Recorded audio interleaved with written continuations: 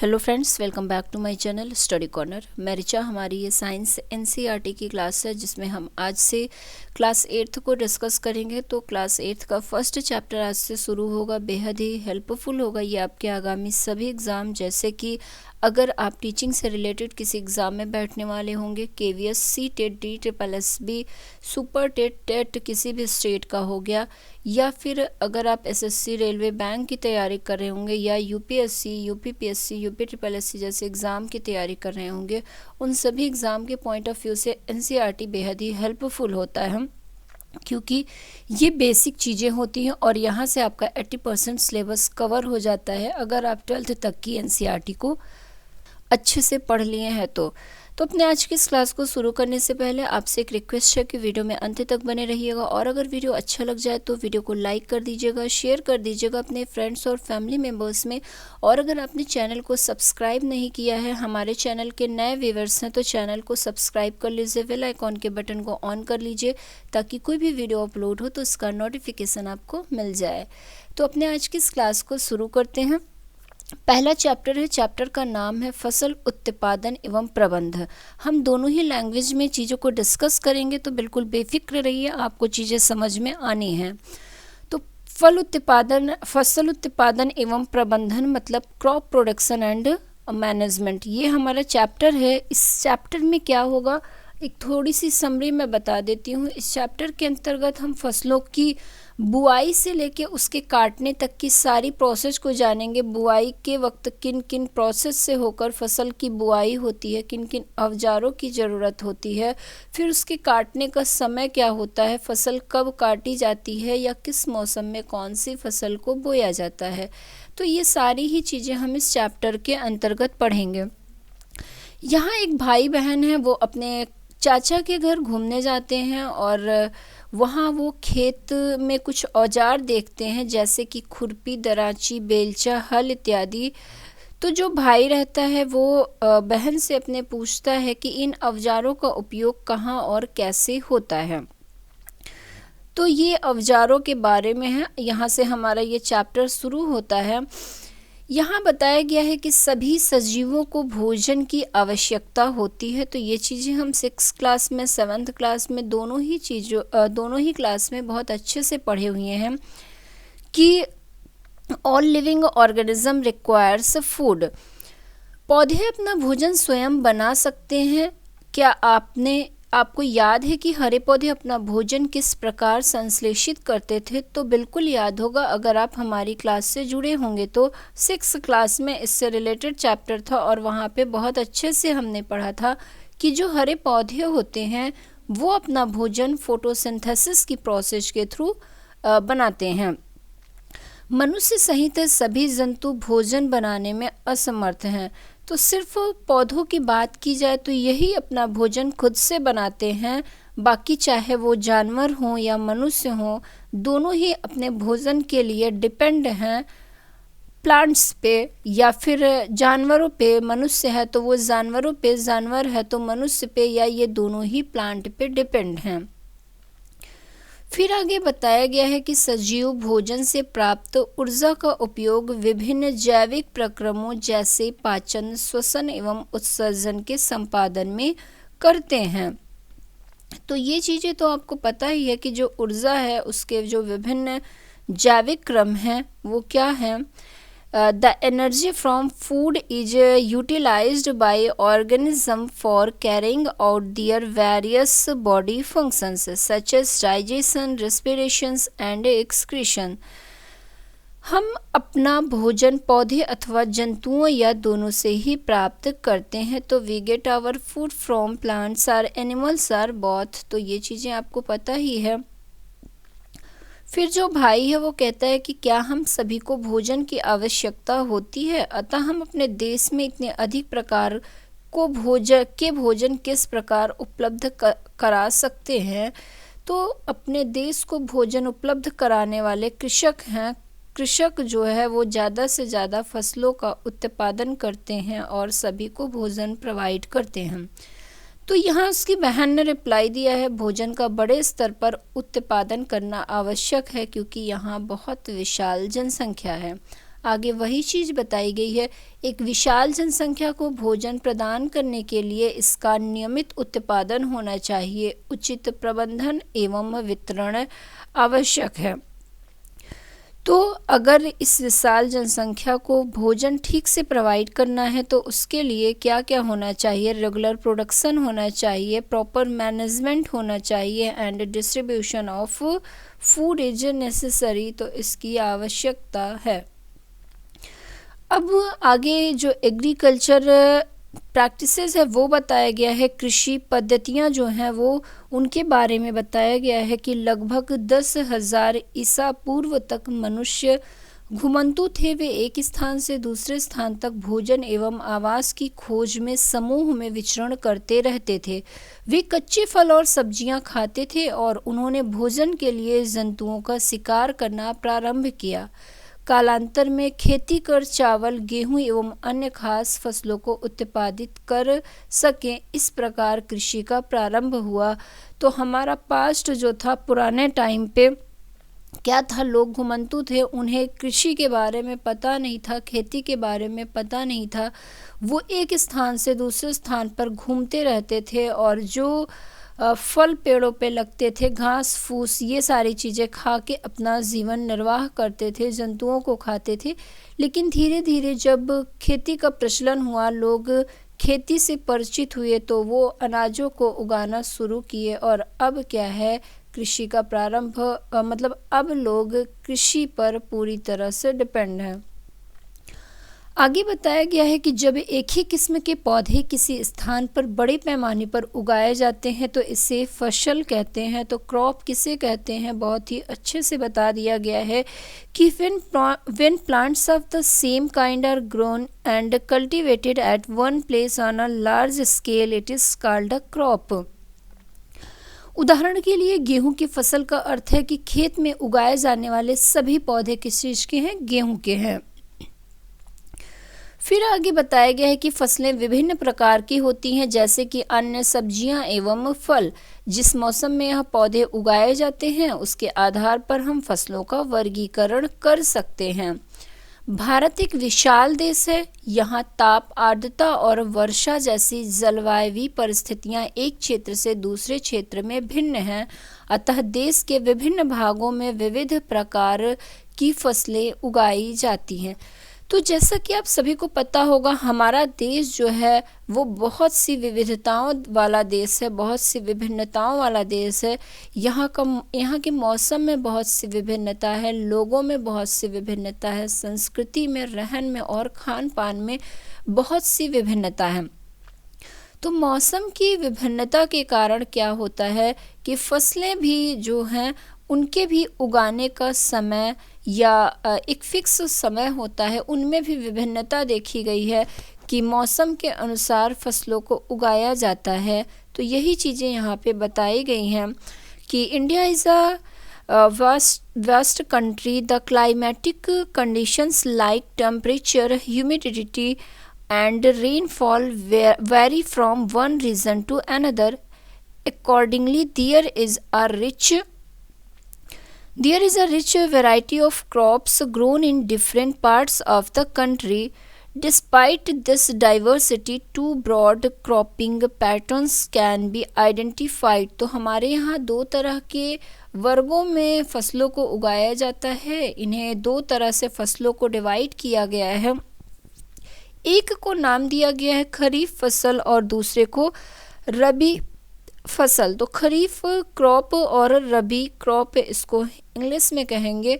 खरीफ crop की बात की जाए तो वह फसल जिन्हें वर्षा ऋतु में बोया जाता है खरीफ फसल कहलाती है। भारत में वर्षा ऋतु सामान्यतः जून से सितंबर तक होती है।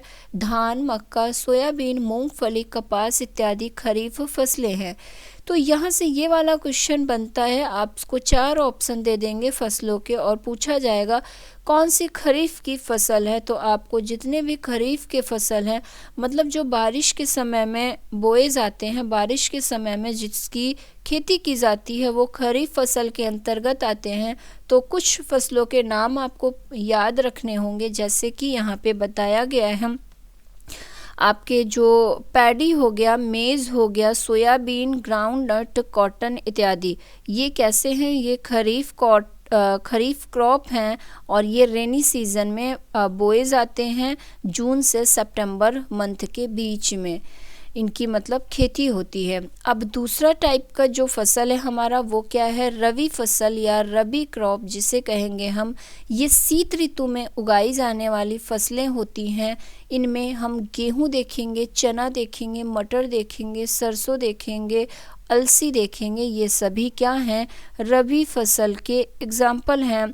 तो the crops grown in the winter season are called rabi crop. There time period is generally from October to March. Examples of Rabi crop are wheat, gram, pea, mustard and linseed. तो ये कुछ चीज़ें हैं जो कि आपको रबी फसल और खरीफ फसल के बारे में बताई गई है। ये एग्जाम्पल्स याद रखिएगा और किस मंथ में किस ऋतु में इनकी खेती की जाती है ये याद रखिएगा। फिर आगे बताया गया है कि इसके अलावा कई स्थानों पर दालें और सब्जियां भी ग्रीष्म ऋतु में उगाई जाती हैं। तो ये तो बात हो गई आपकी फसलों की। अब कुछ जो आधारित फसल पद्धतियां हैं उनके बारे में बताया गया है। जो हमारे basic practices of crop production है वो देखेंगे आगे हम। यहाँ बताया गया है, यहाँ भाई ने सवाल किया कि धान को शीत ऋतु में ही क्यों उगाया जाता है। Why can paddy not be grown in the winter season? तो इसकी बहन इस पर रिप्लाई देती है कि धान को बहुत अधिक पानी की आवश्यकता होती है, अतः इसे केवल वर्षा ऋतु में ही हम उगाते हैं। ये आप सभी अगर जुड़े होंगे कहीं ना कहीं गांवों से तो पता भी होगा आपको कि जो धान की फसल होती है, जो धान की पैदावार होती है, उसकी स्टार्टिंग जो है वो बारिश से होती है। बारिश इसके लिए क्योंकि बहुत ज़्यादा पानी की आवश्यकता होती है। जब खेतों में पूरा पानी भर जाता है तब धान के पौधे को उसमें रोपा जाता है, लगाया जाता है। आगे है, फसल उगाने के लिए किसान को अनेक क्रियाकलाप सामयिक अवधि में करने पड़ते हैं। तो फसलों के लिए एक समय डिसाइड कर दिया गया है, जैसा कि आपने देख लिया है ऊपर। तो उस समय के अंतर्गत ही जो किसान हैं उन्हें जो भी क्रियाकलाप करने रहते हैं फसल उगाने से लेकर कटाई तक से संबंधित वो करने होते हैं। इसके बाद बताया गया है कि जो यह क्रियाकलाप अथवा कार्य जो हैं ये कृषि पद्धतियां कहलाती हैं। तो कृषि के द्वारा किया जाने वाला जो भी फसलों से संबंधित कार्य होता है, क्रियाएं होती हैं, उसे क्या कहा जाता है? उसे कृषि पद्धतियां कहा जाता है। इसके बाद मतलब एग्रीकल्चर प्रैक्टिसेस इसे कहा जाता है। फिर आगे बढ़ते हैं और आगे चीज़ें देख लेते हैं। कृषि पद्धतियां के अंतर्गत कौन कौन से क्रियाकलाप आते हैं आगे आपको ये बताया गया है। तो कृषि पद्धतियों के अंतर्गत कौन कौन सी एक्टिविटीज़ आती हैं तो देखा जाए तो इसके अंतर्गत क्या आता है? सबसे पहले तो प्रिपरेशन ऑफ सॉइल होता है। तो मिट्टी को तैयार किया जाता है, जैसे उसमें हल चला करके मिट्टी को पोली बनाई जाती है ताकि बीज उसमें अच्छे से लग जाएं और जो भी खरपतवार है वो निकल जाएं। तो जुताई की जाती है, वही होता है मिट्टी को तैयार करना। फिर नेक्स्ट होता है बुआई की प्रोसेस, उसके बाद खाद एवं उर्वरक देना, तो adding a manure and fertilisers. उसके बाद क्या होता है? सिंचाई होती है उस फसल की। फिर क्या होता है? प्रोटेक्शन फ्रॉम वीड्स, खरपतवार से सुरक्षा की जाती है। जब फसलें निकलने लगती हैं तो उसके साथ साथ क्या होता है? खरपतवार भी निकलने लगते हैं तो उनकी भी क्या होती है? कटाई की जाती है, उनको निकाला जाता है, क्योंकि वो हमारे जो मिट्टी में आवश्यक तत्व होते हैं उन्हें एब्जॉर्ब कर लेते हैं और पौधे को कम मात्रा में जो चीज़ें हैं वो मिल पाती हैं। तो इसलिए इन खरपतवार को कुछ रसायन का प्रयोग करके हटाया जाता है, फसलों से अलग किया जाता है। इसके बाद जब फसल जो है हमारी वो पक कर तैयार हो जाती है तब क्या होता है? उसकी कटाई होती है, हार्वेस्टिंग होता है। और कटाई के बाद फसलों के भंडारण का काम, स्टोरेज का कार्य किया जाता है। तो ये कुछ फसल की पद्धतियाँ होती हैं, एग्रीकल्चर प्रैक्टिसेस होती हैं जो कि किया जाता है किसानों के द्वारा। अब आगे आपको जो हमने सबसे पहली प्रोसेस देखी मिट्टी तैयार करना, अब ऊपर जो भी हमने चीज़ें देखी हैं जो ये कृषि पद्धतियों से संबंधित एक्टिविटीज़ हैं, इनके बारे में डिटेल में पढ़ेंगे। तो सबसे पहला हमने मिट्टी को तैयार करना देखा, तो अब मिट्टी को तैयार करना कैसे तैयार करते हैं ये देखेंगे। प्रिपरेशन ऑफ सॉइल को, फसल उगाने से पहले मिट्टी तैयार करना प्रथम चरण है। मिट्टी को पलटना तथा इसे पोला बनाना कृषि का अत्यंत महत्वपूर्ण कार्य है। इससे जड़ें मिट्टी में गहराई तक जा सकती हैं। पोली मिट्टी में गहराई में धसी जड़ें भी सरलता से श्वसन कर सकती हैं। तो जब मिट्टी पोली होगी तो उसमें ऑक्सीजन का संचार सुचारू रूप से हो जाएगा। पौधे को हमारे ऑक्सीजन जो है और जो ज़रूरी न्यूट्रिएंट्स हैं वो आसानी से मिल पाएंगे और उसकी जड़ें भी आसानी से फैल सकेंगी, मिट्टी में गहराई तक जा सकती हैं। इसलिए मिट्टी को पोली करना बहुत ही आवश्यक होता है। पोली मिट्टी मिट्टी में रहने वाले केंचुओं और सूक्ष्म जीवों की वृद्धि करने में भी सहायक होती है। तो केंचुए को कृषक का मित्र कहा जाता है, ये आपको पता होगा, क्योंकि केंचुए क्या करते हैं, मिट्टी को उपजाऊ बनाने का कार्य करते हैं। तो जब मिट्टी पोली होगी तो उसमें केंचुए और सूक्ष्म जीव आसानी से रह सकेंगे, उनकी वृद्धि हो सकेगी। यह जीव किसान के मित्र होते हैं क्योंकि यह मिट्टी को और पलटकर पोला करते हैं तथा ह्यूमस बनाते हैं। तो यहाँ पे बताया गया है कि the preparation of soil is the first step before growing a crop. One of the most important tasks in agriculture is to turn the soil and loosen it. This allows the roots to penetrate deep into the soil. The loose soil allows the roots to breathe easily even when they go deep into the soil. तो ये चीज़ें थी। इसके बाद अब बताई जा रही है आपको यहाँ पे मिट्टी में खनिज, जल, वायु तथा कुछ सजीव होते हैं। इसके अतिरिक्त मृत पौधे एवं जंतु भी मिट्टी में पाए जाने वाले जीवों द्वारा अपघटित होते हैं। इस प्रक्रम में मृत जीवों में पाए जाने वाले पोषक मिट्टी में निर्मुक्त होते हैं। यह पोषक पौधों द्वारा अवशोषित कर लिए जाते हैं। तो अब मिट्टी के बारे में बताया गया है। मिट्टी की जो प्रॉपर्टी है वो बताया गया है कि जो मिट्टी है, सॉइल है, वो contains minerals, water, air and some living organism. In addition dead plant and animals get decomposed by soil organisms. In this way, various nutrients held in the dead organisms are released back into the soil. These nutrients are again absorbed by plants. तो ये चीज़ें थी। अब आगे और कुछ मिट्टी के बारे में ही आपको बताया गया है। अभी तो यहाँ बताया गया है क्योंकि ऊपरी परत के कुछ सेंटीमीटर की मिट्टी ही पौधों की वृद्धि में सहायक होती है। तो जो मिट्टी की ऊपर वाली लेयर होती है, हमने अपनी 6th क्लास में मिट्टी की 3 लेयर को पढ़ा हुआ था। तो जो सबसे ऊपर वाली लेयर होती है वही उपजाऊ होती है।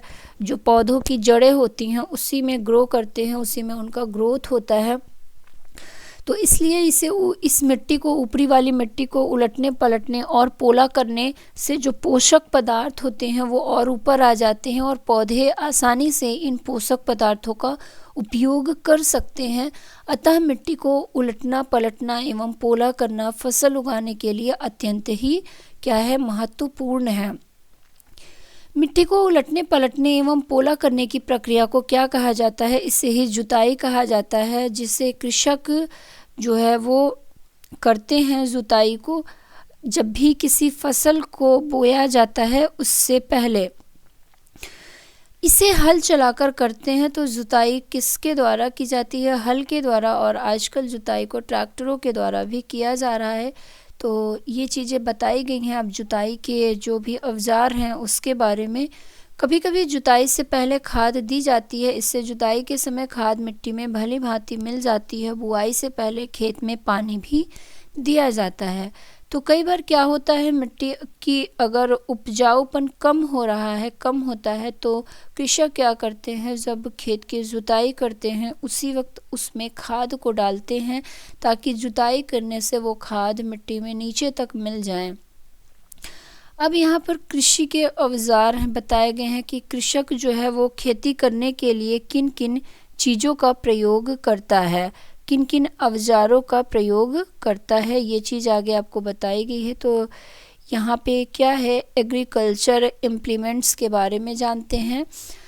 हल, कुदाली एवं कल्टीवेटर जो हैं ये ही कृषक औजार होते हैं। हल के द्वारा कृषक जो हैं वो जुताई करते हैं। कल्टीवेटर, ये सारी चीज़ें औजार हैं, आगे इन सब के बारे में हम जानेंगे। तो यहाँ पर आपको एक हल का इमेज दिया गया है। ये अब तो ऐसे जुताई नहीं होती, अब तो ट्रैक्टर से होती है, लेकिन पहले इस तरह से होता था। 2 बैलों को लिया जाता था, उनके ऊपर ये लकड़ी का एक औजार होता था, इसे रखा जाता था। इसमें नीचे ये एक नुकीला भाग बांधा जाता था।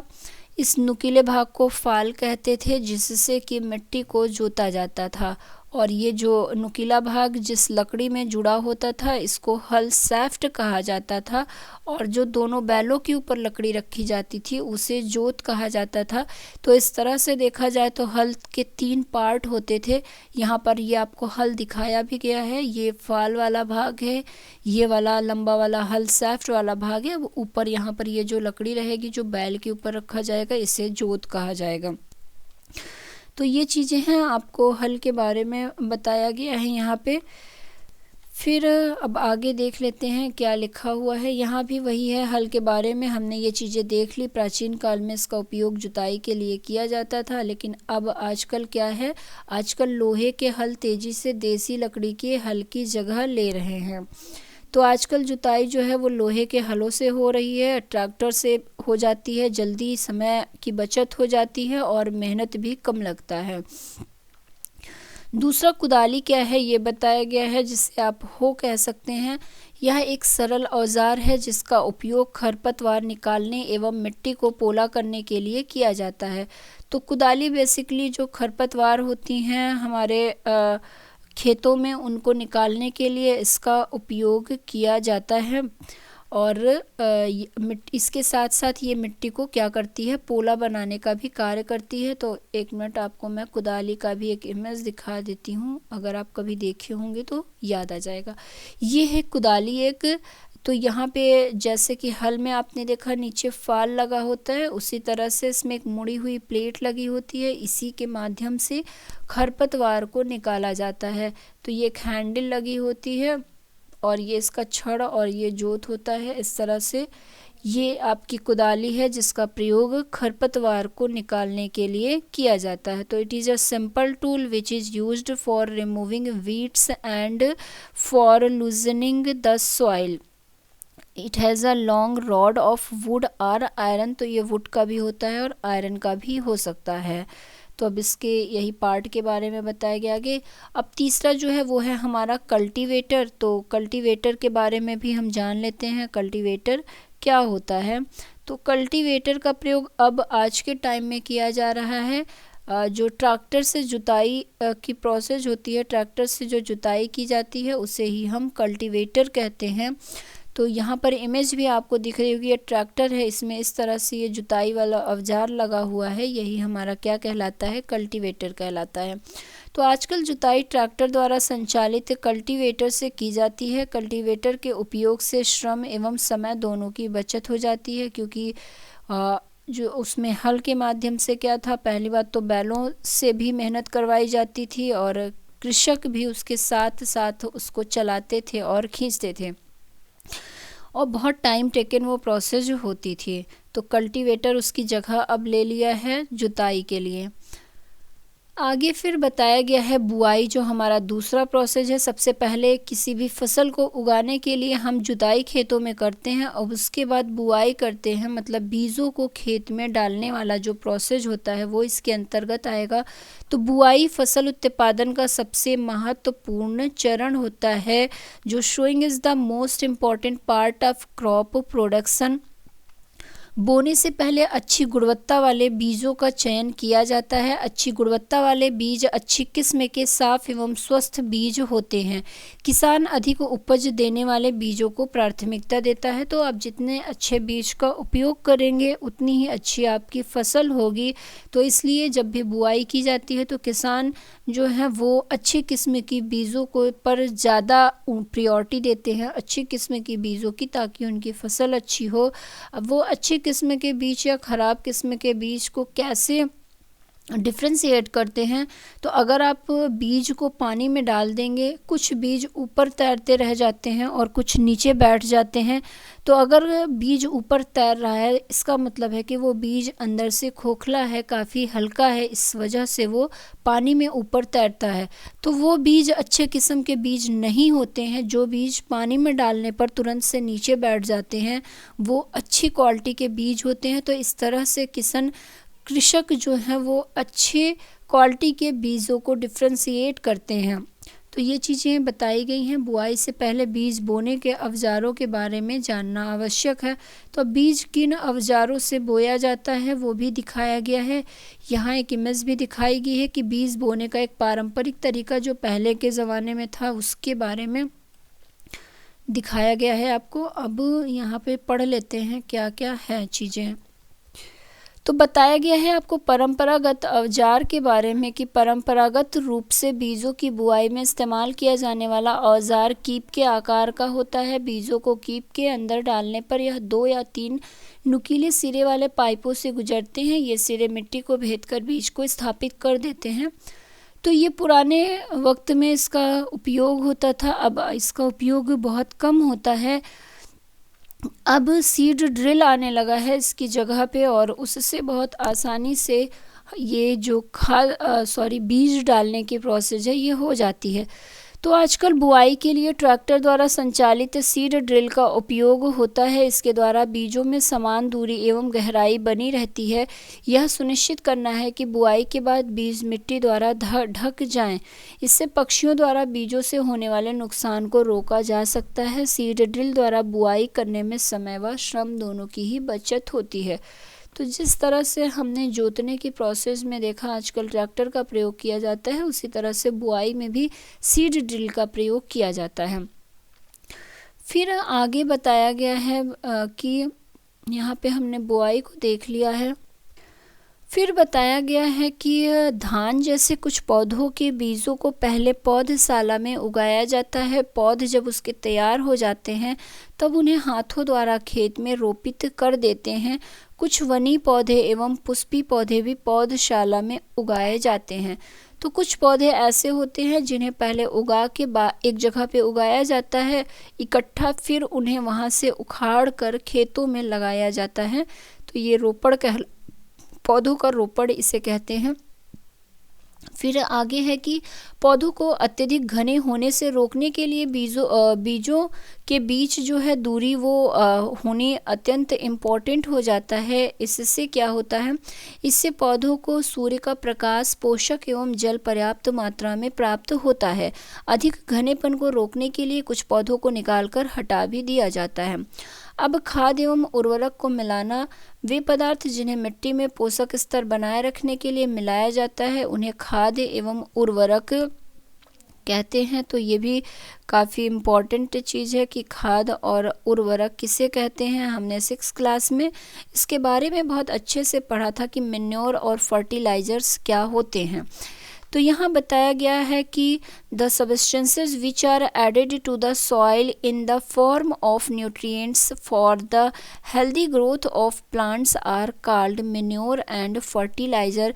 जो मैन्योर है वो क्या होता है, देसी होता है, बिल्कुल सड़े गले पेड़ पौधों से, सड़े गले भोज्य पदार्थों से और गाय के गोबर से बनता है। और जो उर्वरक होता है, फर्टिलाइज़र होता है, वो लैब में तैयार किया जाता है, वो केमिकल से बनता है। तो ये दोनों में डिफरेंस होता है। आगे बताया गया है कि मिट्टी फसल को खनिज पदार्थ प्रदान करती है। यह पोषक पौधों की वृद्धि के लिए आवश्यक है। कुछ क्षेत्रों में किसान खेत में एक के बाद दूसरी फसल उगाता रहता है। खेत कभी भी खाली नहीं छोड़े जाते, लेकिन अगर ऐसा होगा तो क्या होगा, मिट्टी की उर्वरता जो है वो कम होती जाएगी, पौधों को पोषक तत्व नहीं मिल पाएगा। तो लगातार फसलों के उगने से मिट्टी में कुछ पोषक तत्वों की कमी हो जाती है। इस क्षति को पूरा करने हेतु किसान खेतों में खाद देते हैं।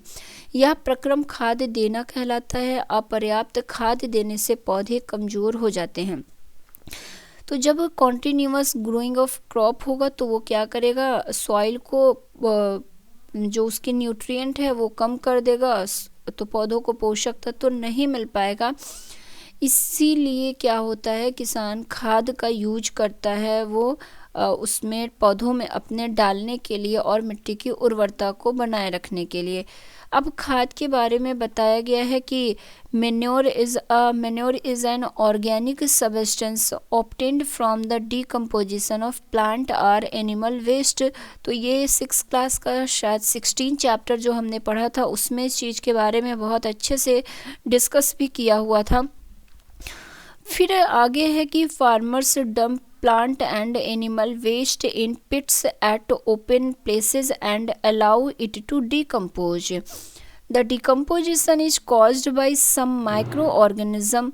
The decomposed matter is used as organic manure. तो ये चीज़ें थी खाद के बारे में कि खाद क्या है, एक ऑर्गेनिक या एक जैविक पदार्थ है जो कि पौधों या जंतु अपशिष्ट से प्राप्त होती है। फिर आगे बताया गया है कि किसान पादप एवं जंतु अपशिष्टों को एक गड्ढे में डालते जाते हैं तथा इनका अपघटन होने के लिए खुले में इन्हें छोड़ देते हैं। अपघटन कुछ सूक्ष्म जीवों द्वारा होता है। कई बार क्या होता है, वो जो रेड कलर के अर्थवॉर्म होते हैं उन्हें डाल दिया जाता है और वो इन अपशिष्ट पदार्थों को खाद में परिवर्तित करने में मदद करते हैं। अपघटित पदार्थ खाद के रूप में उपयोग किया जाता है। तो यहाँ पर 6th क्लास में हमने पढ़ा भी था वर्मी कंपोस्टिंग को केचुए के द्वारा जो खाद तैयार किया जाता था, स्पेशली जो रेड केचुए होते थे उनके द्वारा। अब उर्वरक के बारे में बताया गया है। खाद तो हमने जान लिया, उर्वरक एक रासायनिक पदार्थ है जो विशेष पोषकों से समृद्ध होते हैं। उर्वरक का उत्पादन फैक्ट्रियों में किया जाता है। तो मैंने ऊपर ही आपको खाद और उर्वरक में डिफ्रेंशिएट कर दिया था कि क्या डिफरेंस होता है दोनों में। तो खाद जो है वो नेचुरल तरीके से बनाया जाता है, नेचुरल चीज़ों से बनाया जाता है, लेकिन जो फर्टिलाइज़र होता है, जो उर्वरक होता है, वो लैब में बनाया जाता है, वो फैक्ट्रियों में बनाया जाता है। इसके कुछ एग्जाम्पल्स हैं, यूरिया हो गया इसके एग्जाम्पल, अमोनियम सल्फेट हो गया, सुपर फॉस्फेट, पोटास, NPK मतलब नाइट्रोजन, फॉस्फोरस, पोटेशियम। तो ये कुछ उर्वरक हैं जिनका उपयोग कृषक खेतों में करते हैं। आप यूरिया का नाम अक्सर सुने होंगे कि यूरिया को खाद के रूप में किसान खेतों में डालता है। तो ये दोनों का डिफरेंस आपको पता होना चाहिए, खाद और उर्वरक का, क्योंकि ये इम्पॉर्टेंट है। तो fertilisers are chemical substances which are rich in a particular nutrient. इसके बाद बताया गया है कि some fertilisers are produced in factories. Some examples of fertilisers are urea, ammonium sulphate, super phosphate, potash, NPK मतलब नाइट्रोजन, फॉस्फोरस और potassium. तो ये कुछ चीज़ें थी। अब आगे बताया गया है इनके उपयोग से किसानों को गेहूं, धान तथा मक्का जैसी फसलों की अच्छी उपज प्राप्त करने में सहायता मिलती है, परंतु उर्वरकों के अत्यधिक उपयोग से मिट्टी की उर्वरता में कमी भी आती है।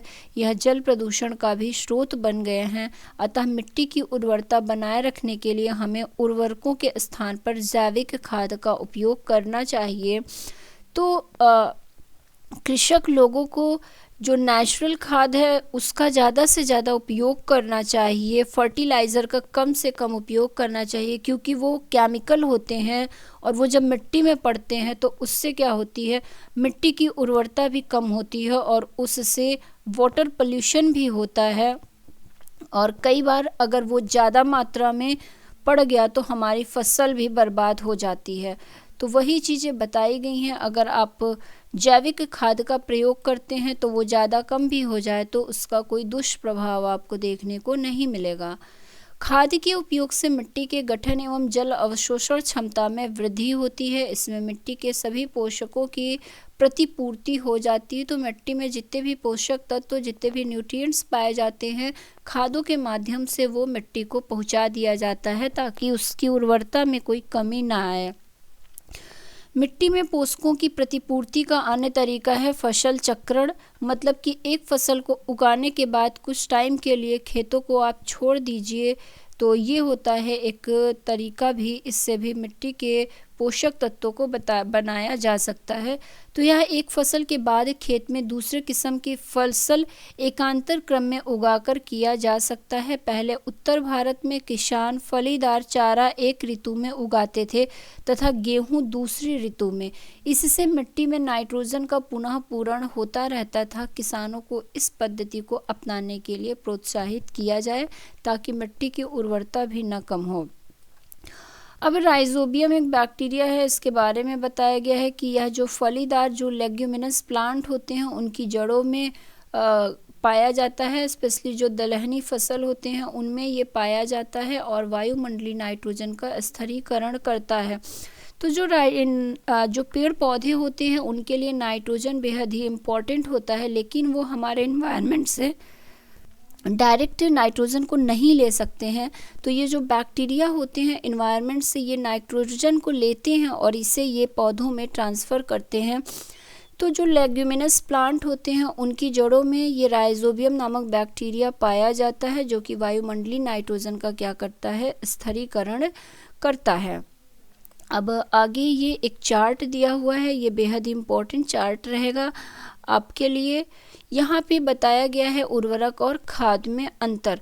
तो एक बार हमने बता दिया, फिर से वही चीज़ें यहाँ पे हैं, तो मैं जल्दी से बोल देती हूँ, इसमें समझाने वाली कोई चीज़ नहीं है। फर्टिलाइज़र के बारे में बताया गया है कि fertiliser is an inorganic salt.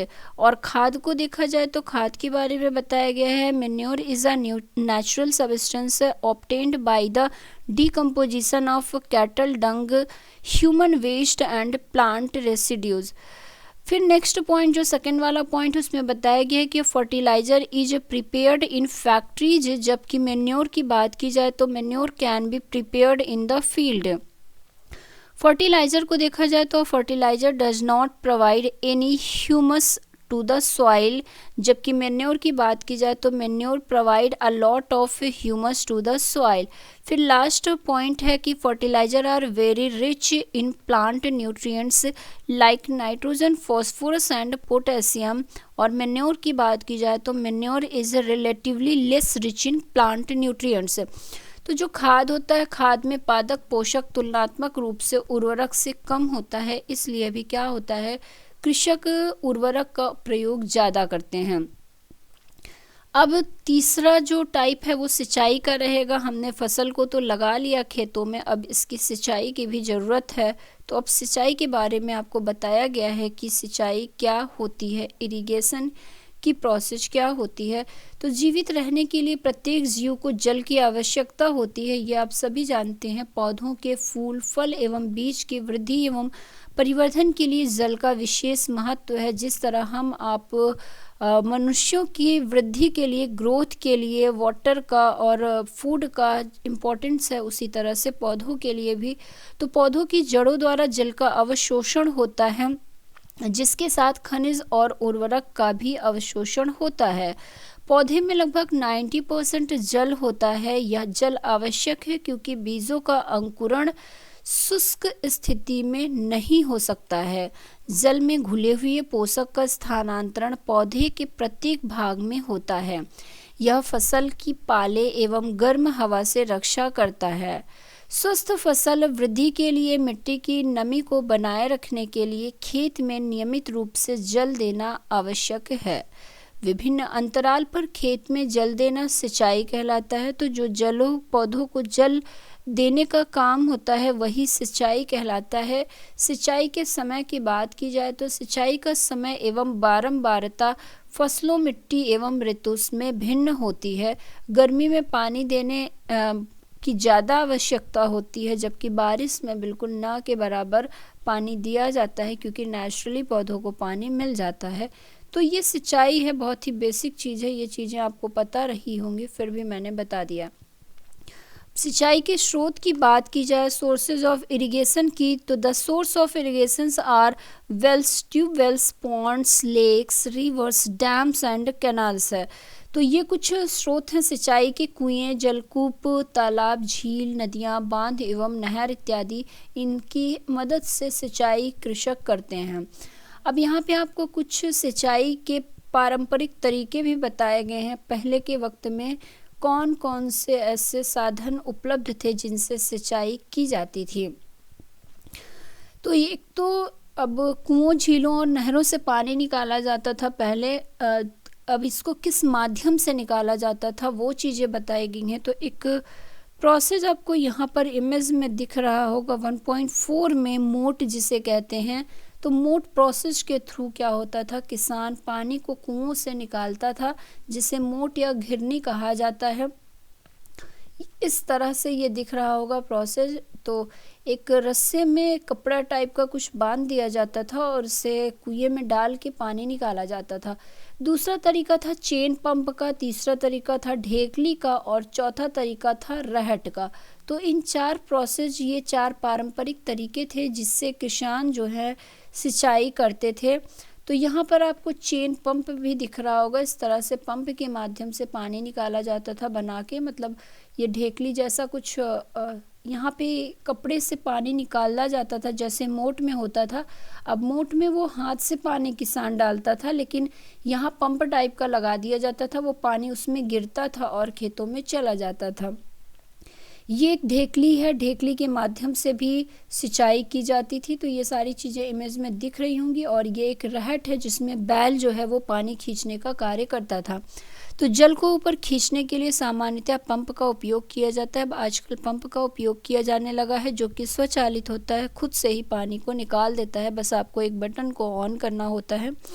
तो पंप जल निकालने के लिए डीजल, बायोगैस, विद्युत एवं सौर ऊर्जा का उपयोग किया जाता है। तो उसके लिए ऊष्मा की आवश्यकता होती है। वो ऊष्मा का माध्यम कुछ भी हो सकता है, सौर ऊर्जा हो सकता है, विद्युत हो सकता है या डीजल हो सकता है। तो ये चीज़ें हैं। अब सिंचाई की आधुनिक विधियों के बारे में बताया गया है कि किन आधुनिक विधियों के द्वारा सिंचाई किया जा सकता है। सिंचाई की आधुनिक मॉडर्न मेथड्स ऑफ इरिगेशन की बात की जाए तो सिंचाई की आधुनिक विधियों द्वारा हम जल का उपयोग मितव्ययिता से कर सकते हैं। मतलब इस आधुनिक विधि से अगर सिंचाई की जाए तो फालतू का वाटर वेस्ट नहीं होगा, जितने की ज़रूरत है हम उतना ही यूज करेंगे और हमारा पानी वेस्ट नहीं होगा। सबसे बड़ी बात यह है। जैसे कि छिड़काव तंत्र, इसी में से एक है स्प्रिंकलर सिस्टम। इस विधि का उपयोग असमतल भूमि के लिए किया जाता है जहां पर जल कम मात्रा में उपलब्ध है। यहां पर नलों के ऊपरी सिरों पर घुमाने वाले नोजल लगे होते हैं। यह पाइप निश्चित दूरी पर मुख्य पाइप से जुड़े होते हैं। जब पंप की सहायता से जल मुख्य पाइप में भेजा जाता है तो वह घूमते हुए नोजल से बाहर निकलता है। इसका छिड़काव पौधों पर इस प्रकार होता है जैसे वर्षा हो रही हो। छिड़काव बलुई मिट्टी के लिए अत्यंत उपयोगी होता है। तो ये जो स्प्रिंकलर सिस्टम है, ये जहाँ पर बलुई मिट्टी होती है वहाँ के लिए काफ़ी हेल्पफुल होता है। सिंचाई के लिए, सैंडी सॉइल के लिए, तो सैंडी सॉइल के लिए स्प्रिंकलर सिस्टम का प्रयोग किया जाता है। अब दूसरा इसी में है ड्रिप सिस्टम या ड्रिप तंत्र कह लीजिए। इस विधि में जल बूंद बूंद करके पौधों की जड़ों में गिरता है। तो जैसा नाम से ही लग रहा है ड्रिप, तो बूंद बूंद करके जो पौधों की जड़ों में जल जाता है, ये है आपका ड्रिप तंत्र दिख रहा होगा। इस तरह से यहाँ पे ये पाइपें लगी होती हैं और ये पाइपों का जो मुंह होता है वो जड़ों की तरफ होता है। तो पानी जो है बूंद बूंद करके डायरेक्ट जड़ों पे पहुँचता है यहाँ पर इस ड्रिप सिस्टम के माध्यम से। फलदार पौधों, बगीचों एवं वृक्षों को पानी देने का यह सर्वोत्तम तरीका है। इससे पौधों को बूंद बूंद करके जल प्राप्त होता है। इस विधि में जल बिल्कुल व्यर्थ नहीं होता, अतः यह जल की कमी वाले क्षेत्रों के लिए एक वरदान है। तो ये सीधे पौधों की जड़ों में इसका जल पहुंचाया जाता है। तो जल कहीं भी इधर उधर बहता नहीं है, वेस्ट नहीं होता है। अब जो चौथा प्रोसेस था क्या था, सिंचाई के बाद खरपतवार जो हमारी फसल में उग गए उनको नष्ट करना बहुत ही इम्पॉर्टेंट हो जाता है। अगर वो खरपतवार हमारी फसलों के साथ ग्रोथ करेंगे, वृद्धि करेंगे, तो हमारे फसल जो है वो बहुत कमज़ोर रहेंगे, वो अच्छी क्वालिटी के नहीं होंगे। तो आगे अब आपको फसल खरपतवार के बारे में बताया गया है कि खेत में कई अन्य वांछित पौधे प्राकृतिक रूप से फसल के साथ उग जाते हैं। इन अवांछित पौधों को क्या कहा जाता है, खरपतवार कहा जाता है, वीड्स जिसे कह लीजिए, वीड्स कहा जाता है। तो in the field many other undesirable plants may grow naturally along with the crop. These undesirable plants are called weeds. खरपतवार को अब हटाने की बात की जाए तो निराई एक प्रोसेस होती है। The removal of weeds is called weeding. तो इसके द्वारा क्या होता है, खरपतवार को हटाया जाता है, क्योंकि खरपतवार जल, पोषक जगह और प्रकाश की स्पर्धा कर फसल की वृद्धि पर प्रभाव डालते हैं। कुछ खरपतवार कटाई में भी बाधा डालते हैं तथा मनुष्य एवं पशुओं के लिए भी विषैले हो जाते हैं। तो बहुत से जो वीड्स होते हैं वो काफ़ी विषैले होते हैं, अगर जानवर उन्हें खा ले तो जानवरों की सेहत पर उसका दुष्प्रभाव पड़ सकता है। खरपतवार को हटाने एवं उनकी वृद्धि को नियंत्रित करने के लिए किसान विभिन्न तरीके अपनाता है। फसल उगाने से पहले खेत जोतने से खरपतवार उखाड़ने एवं हटाने में सहायता मिलती है। इससे खरपतवार पौधे सूख कर मर जाते हैं और मिट्टी में मिल जाते हैं। खरपतवार हटाने का सर्वोत्तम समय उसमें पुष्पण एवं बीज बनने से पहले का होता है। खरपतवार पौधे को हाथ से जड़ सहित उखाड़कर अथवा भूमि के निकट से काटकर समय समय पर हटा दिया जाता है। यह कार्य खुरपी या हैरो की सहायता से किया जाता है। तो समय समय पर खरपतवार निकल रहे हैं तो उसे आप खुरपी या हैरो की सहायता से हटाते रहिए। रसायनों के उपयोग से भी खरपतवार नियंत्रण किया जाता है। तो कुछ केमिकल्स होते हैं जिनके माध्यम से भी आप वीड्स को नष्ट कर सकते हैं। इन्हें क्या कहते हैं, इन्हें खरपतवारनाशी कहते हैं या वेडिसाइड भी कहते हैं, वेडिसाइड भी कहते हैं। इसके नाम है 2,4-D। तो ये 2,4-D एक केमिकल होता है जिसका उपयोग खरपतवार को नष्ट करने के लिए किया जाता है। खेतों में इसका छिड़काव खरपतवार के ऊपर कर दिया जाता है जिससे कि खरपतवार नष्ट हो जाते हैं। अब यहाँ बताया गया है कि खरपतवार की वृद्धि के समय तथा पुष्पन एवं बीज बनने से पहले ही खरपतवार नाशी का छिड़काव किया जाता है। तो कब उसका छिड़काव किया जाता है वो बता दिया गया। अब आपका फसल जो है वो पूरी तरह से सुरक्षित हो गया और अब वो बढ़ने लगा और पूरी तरह पक कर तैयार हो गया। तो अब क्या होगा, नेक्स्ट प्रोसेस, जब हमारी फसल खेतों में तैयार हो गई तो अब बारी आती है उसकी कटाई की, काटने की बारी आती है। तो अब हम करेंगे क्या, फसल की हार्वेस्टिंग करेंगे, उसकी कटाई करेंगे। फसल की कटाई एक महत्वपूर्ण कार्य है। फसल पक जाने के बाद उसे काटना क्या कहलाता है, कटाई कहलाती है। Harvesting of a crop is an important task. The cutting of crop after it is mature is called harvesting. कटाई के दौरान या तो पौधों को खींचकर उखाड़ लेते हैं अथवा उसे धरातल के पास से काट लेते हैं। एक अनाज फसल को पकने में लगभग 3 से 4 महीने का समय लगता है। हमारे देश में दरांची की सहायता से हाथ द्वारा कटाई की जाती है अथवा एक मशीन का उपयोग किया जाता है जिसे हार्वेस्टर कहते हैं। तो पहले के टाइम में क्या था कि दरांती का प्रयोग करके फसल को काटा जाता था, लेकिन वो बहुत टाइम टेकन होता था। कई दिन कृषक को लग जाते थे फसल को काटने में। पर अब हार्वेस्टर का यूज होने लगा है। हार्वेस्टर के माध्यम से फसल को बहुत कम वक्त में और बहुत जल्दी काट लिया जाता है। समय और श्रम दोनों की बचत हो जाती है। अब इस फसल हमारी कट गई तो अब क्या होगा, अब इस फसल से भूसे को और बीज को अलग किया जाएगा। तो वो प्रोसेस क्या कहलाएगी, थ्रेसिंग की प्रोसेस कहलाएगी। थ्रेसिंग की प्रोसेस के द्वारा क्या होगा, हमारी जो फसल है उससे हम भूसे को अलग करके बीज को ले लेंगे। तो यह कार्य कंबाइन मशीन द्वारा किया जाता है जो वास्तव में हार्वेस्टर और थ्रेशर का संयुक्त रूप है। छोटे खेत वाले किसान अनाज के दानों को फटक कर भी साफ कर लेते हैं। जिनका थोड़ा सा फसल है तो वो क्या करते हैं, फटक के उससे साफ कर लेते हैं अपने अनाज को। लेकिन जहाँ ज़्यादा मात्रा में अनाज है वहाँ पर क्या होगा, वहाँ पर थ्रेशर का यूज किया जाता है। तो ये एक कंबाइन का इमेज भी दिख रहा है और आप देखे भी होंगे आते जाते रास्तों में ये सारी चीज़ें। तो ये हो गया, हमारी फसल जो है कट भी गई और वो अलग भी हो गई भूसे से।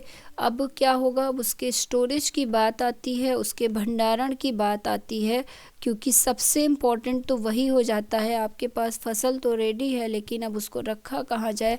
आजकल ये समस्या बहुत गहरी हो गई है, किसानों की फसल बहुत ज़्यादा बर्बाद हो जा रही है, क्योंकि फसल के लिए स्टोरेज जो उन्हें मिल नहीं पा रहा है, सही से उसके भंडारण की व्यवस्था नहीं की गई है। यहाँ बताया गया है कि उत्पाद का भंडारण एक महत्वपूर्ण कार्य है। यदि फसल के दानों को अधिक समय तक रखना हो तो उन्हें नमी, कीट, चूहों और सूक्ष्म जीवों से सुरक्षित रखना होगा।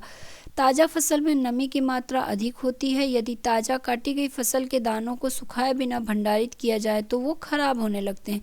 इसीलिए जब भी फसल कटती है, उसके बाद जब उसमें से बीज को निकाल लिया जाता है तो उसे कुछ वक्त के लिए सुखाया जाता है, ताकि उसकी जो मॉइस्चर है वो ख़त्म हो जाए, उसके बाद ही उसे स्टोर किया जाता है। तो कुछ पारंपरिक तरीके हैं स्टोर के, जैसे कि बड़े बड़े ड्रमों में स्टोर करके उसमें नीम की पत्ती इत्यादि को डाल करके कीट, चूहों इत्यादि से फसल को सुरक्षित रखा जाता था। और इसके बाद अब क्या है, कुछ दवाइयों का और कुछ केमिकल्स का भी प्रयोग करके फसल को सुरक्षित रखा जाता है। तो ये इस तरह से अब ये बड़े बड़े जो अनाज भंडारण है दिखाए गए हैं, जिसे साइलो कहा जाता है। तो यहाँ पर बहुत बड़ी मात्रा में अनाजों का स्टोरेज होता है। बाकी जो भंडार गृह होते हैं वहाँ पर भी स्टोरेज होता है, मतलब भंडार गृह कह लीजिए। एक लोकल कृषक होते हैं, अपनी फसल को लोकल मार्केट में रखते हैं, वह भंडार गृह कहलाता है। भंडार गृह में रखते हैं इस तरह से बोरे में भर के। तो ये चीज़ें थी। तो यहाँ बताया गया है, नीम की सूखी पत्तियाँ घरों में अनाज के भंडारण में उपयोग की जाती हैं। बड़े भंडार गृहों में अनाज को पीड़कों एवं सूक्ष्म जीवों से सुरक्षित रखने के लिए रासायनिक उपचार भी किया जाता है। तो ये तो हमने जान ही लिया है। फिर बताया गया है, घरों में अथवा फॉर्म पर पालने वाले पालतू पशुओं को उचित भोजन, आवास एवं देखभाल की आवश्यकता होती है। जब यह बड़े पैमाने पर किया जाता है तो इसे ही पशुपालन कहते हैं। तो पशुपालन क्या होता है, एनिमल हस्बेंड्री क्या होता है, उसके बारे में बताया गया है कि हम जब एक बहुत बड़े पैमाने पर जानवरों का पालन पोषण करते हैं, उन्हें रखते हैं, तो वही क्या कहलाती है, वही प्रोसेस क्या कहलाती है, पशुपालन कहलाती है। यहाँ ये बता रही है बच्ची कि मछली स्वास्थ्य के लिए अच्छा आहार है। हमें मछली से कॉड लिवर तेल मिलता है, जिसमें विटामिन डी अधिक मात्रा में होता है। तो जिन लोगों को हड्डी से रिलेटेड प्रॉब्लम होती है वो डॉक्टर को दिखाने जाते हैं, तो अक्सर आप ये विटामिन डी की कैप्सूल देख सकते हैं, जो कि मछली के कॉड लिवर के तेल से, ऑयल से बनती है। और ये काफ़ी उपयोगी हो जाता है। इसमें बहुत ज़्यादा मात्रा में विटामिन डी होता है, और जिसे भी ऐसे बोन की दिक्कत है वो उसे आराम मिल जाता है उसके सेवन से। तो ये चीज़ें बता दी गई हैं आपको। अब यहाँ पर पूरे चैप्टर की समरी है, समरी को आप देख लीजिए खुद से, मैं बस इसको एक बार एक्सप्लेन कर दे रही हूँ कि इन ऑर्डर, फर्स्ट पॉइंट क्या दिया हुआ है, in order to provide food to our growing population we need to adopt certain agriculture practices. फिर नेक्स्ट पॉइंट क्या दिया हुआ है, same kind of plants grow and cultivated at a place constitute a crop. Third point Bharat के बारे में दिया गया है, in India crops can be broadly categorised into two types based on season. तो दो सीजन हमने देखा था, रवि और खरीफ क्रॉप्स को। It is necessary to prepare soil by tilling and levelling. Plots and levellers are used for this purpose. तो ये चीज़ें हैं। फिर बताया गया है आपको कि जो हमारा सॉइल जो है वो नीड चाहता है, ये वाला चीज़ जो है, मिट्टी में पोषक की समृद्धि और पुनः पूर्ति की आवश्यकता होती है, जिसे हम खाद के द्वारा पूर्ति करते हैं। तो ये समरी वही है जो हमने चैप्टर में पढ़ा है। आप एक बार इसको पढ़ लीजिएगा, क्योंकि कई बार क्वेश्चन सीधे सीधे यहाँ से ही आ जाता है और कुछ नई चीज़ें भी यहाँ मिल जाती हैं। जैसे कि यहाँ आपको ये एक चीज़ लिखा हुआ है, दाने को भूसे से अलग करना ही क्या कहलाता है? थ्रेसिंग कहलाता है। तो एक लाइन में आपको थ्रेसिंग क्या होती है वो बता दिया गया है।